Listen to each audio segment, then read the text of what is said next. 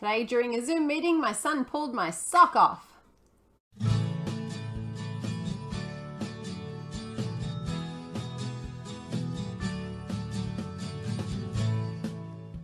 Hi everybody, welcome back to Talk and Chalk. I'm Beck. If you're new to the channel, welcome. We've had lots of new subscribers, especially lots of new subscribers from America. So welcome to our Americans across the way. Also, lots of new subscribers from around Australia too. Now that we are mainly remote learning, it seems to be a little bit different from state to state. I am in New South Wales and I'm in the public system.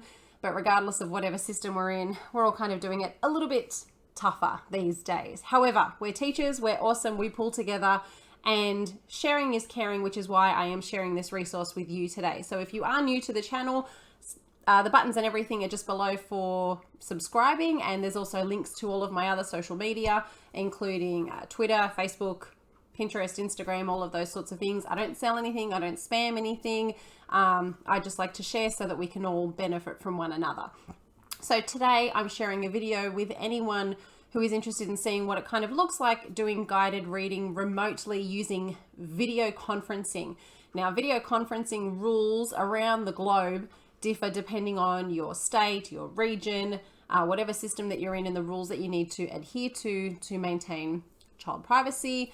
There have been issues with some of those systems being hacked, and that's very scary. And sometimes maybe even parents don't want their kids, or maybe even the kids don't want to be seen on the screen. Maybe you don't want to be seen on the screen, and that's completely up to you. So what I did today was I had a practice session using my own children coming into a video conference. I got them to turn off the camera settings so that I could just hear them. And then I used a platform to be able to screen share with the kids so that we could use a book to do guided reading together with some example activities. Now, the text that I used is way too easy for my kids. My kids are older now, so they're reading novels and things. So I used a lower text to be able to kind of show what it would look like for our younger children using these things on the screen. And then I used a Google Doc, a Google slide, I should say, sorry, which was not created by me. And now I am struggling to remember the teacher who shared it with us. I will find it and I will share the link in the description box below as well so that you can access that resource. And I will try and add a shout out here somewhere to that teacher that made it. And then what I do at the end is set them a task. So I'm using Google Classroom at my school to do this, but whatever I'm doing though, regardless of whatever system, platform, video conferencing software or whatever you are using, it's more about the approach that we take in terms of the pedagogy. So we can still set up a really good quality orientation for the text, screen share the text so that the kids can see it, and then engage in that reading process together. So regardless of what kind of prompts you use, what pedagogy you use during reading, what kind of cueing or coding systems or whatever it is that you use, should not change regardless of how we're doing this. The difference would be obviously that physical act of not being able to be there and show the child something on the page. They can still see your mouth. If you need to be able to articulate words and pronunciation of things, you can flip from screen sharing back to you.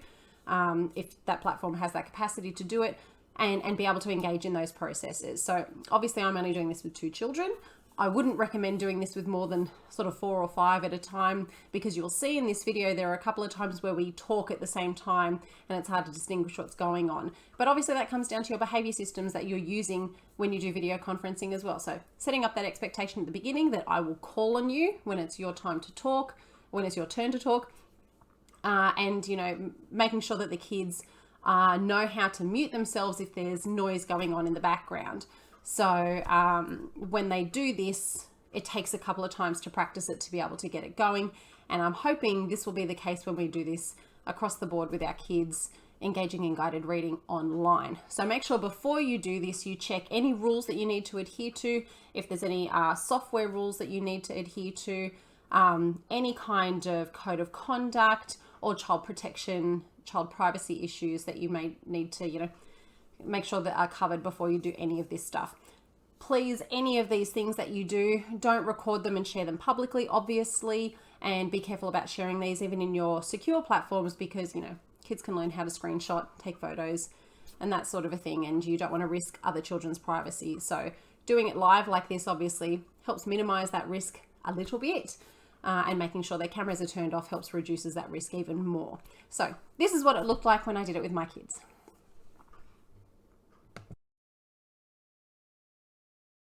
Yeah. So how have you been at work?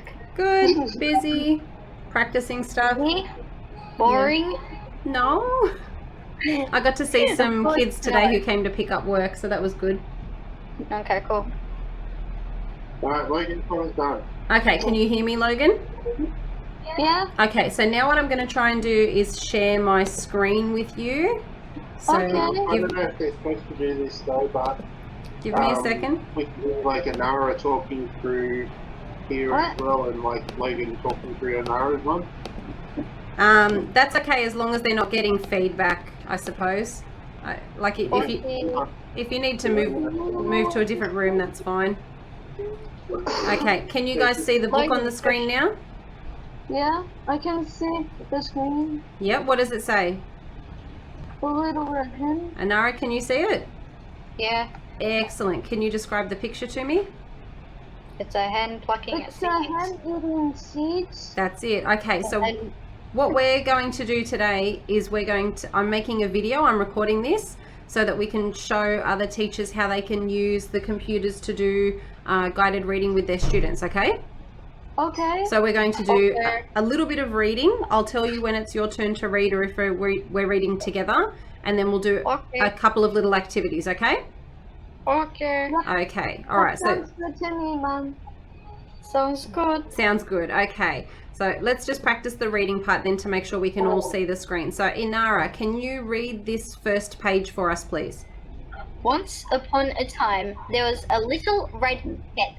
She lived on a farm with a duck, a dog, and a pig. One day, she found some wheat. Excellent. Can you see the wheat in the picture? Can you tell me what color the wheat is? Yellow. It's yellow. Logan, what do you think the wheat would feel like? Crunchy. It would feel crunchy. Okay, let's go to the next one now. Logan, can you read this page for me? And Anara, make sure you're still reading but not talking, okay? So Logan, your turn. I will plant fruits with said little red hen. They will help me. Not I quacked the duck, and she went away to swim in the pond. Excellent. What picture shows the pond? Second. The wheat. No, which one? Ducky. Logan's turn. Which one shows the pond? The first picture or the second picture? The second picture. How do you know that that's the pond?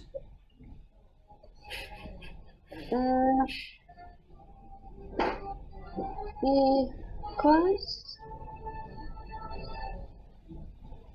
What shows you that that's the pond? Which part of the picture? water. The water. Very good. Okay, now we're going to try and read this one together. So this will be a bit tricky. So we still need to listen to each other and make sure we're not going too fast or too slow. So I'll do it with you, okay? Okay. Okay, are you ready? Yeah. Okay, go. Not I barked the dog, And he went away to run in the field. Not I grunted the pig, and he went away to roll in the mud. Okay, that's okay. We kind of stayed in time there. All right, now the teacher would keep going with the story with their students, but we want to skip now to a little bit of an activity. So I'm going to switch my screen now. Can you guys see the letterboard? Yes. Okay, so in this letterboard, I can drag letters down. So I'm going to make hen, and so I would start with her. Inara, what else do I need to make the word hen? E and? What last letter do I need to make hen? And before it kind of looks like a he to spell. You need an N to spell hen. I do need the N. I was hoping for Inara to say that, so I must have missed hearing that. So we've made hen. Now, Logan, can I change this to a different word if I take the H away? Can I make a different word using N? No. Yes. What could I make, Inara? Endangered. Oh my gosh, that's a long one. You're gonna make me make a long. I'm thinking End. You can make end. I could make end. Yes, I could. What if I was actually? End is here. What if I was replacing the H with a different word at the start, the beginning sound here? Pen. Pen. So I need a P. Logan, could you make a different one? Tell me a different sound or letter I need at the beginning of N.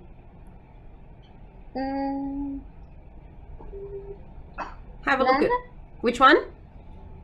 Men. Men's. What sound do I need? What letter? N. I need M. I need an M for men. Very good. Okay, I'm going to switch to a different one now. So we had the word self was in the book, and I'm just going to go back and check where I actually found it. It was probably on a different page that we actually didn't read.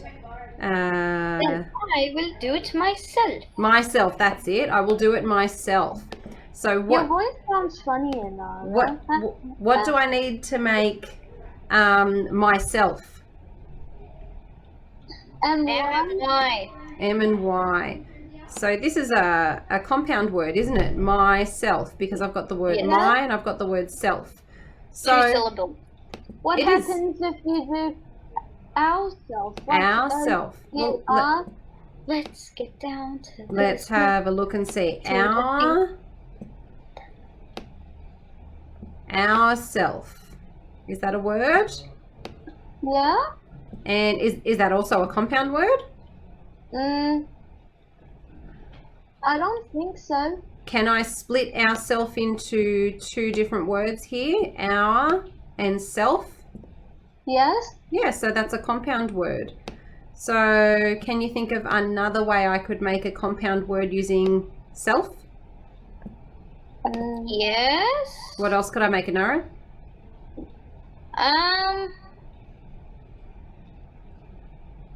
Think of your pronouns. Himself? Himself? Himself? Himself? Whoops, I'm just going to space that out a little bit. Himself. Excellent. Is that a word? Yes.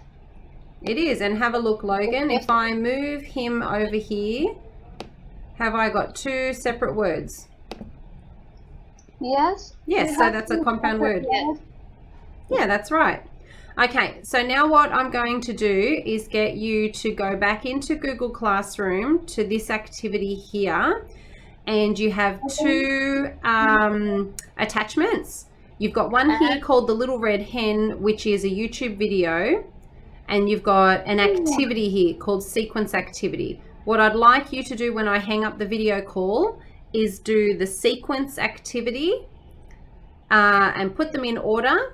And then if you would like to watch the video and have it read to you, then you can watch the whole video there as well. Because I'm assuming that teachers would read the whole book. Yeah, you can do that. That's okay. All right. Do you have any questions before you go and do the sequence activity? I'll show you what it looks like. Sequence activity. Hang on, I'm just going to show you what it looks like. So sequencing means putting in order. So it says, oh no, the sequence of the steps for making bread is out of order. Help the little red hen by putting the steps back in order. So this book is actually too easy for you guys. So I know you'll be able to do this. I just want you to practice doing the activity so I can make sure it works. Okay? Even twinsies and preschoolers can do it. They can. So you can click I'll on... be able to do this, definitely. It'll be really easy. I could get this done in maybe over a minute or so. Probably, because all you have to do is drag the cards up to the right spot. Okay? And when you're finished, what button do you click? Turn in? Turn in. That's what you need to do, okay? And then when it's done, I can check it. Okay? Okay, cool. Okay. Okay. Hey, you better give us a good grade because we are your children. We are your children. Yes, you are. Okay. All right. So I'm going to hang up the call and then you can go do the activity. Okay. Okay. Thank you. You're welcome. Bye. We're hanging up.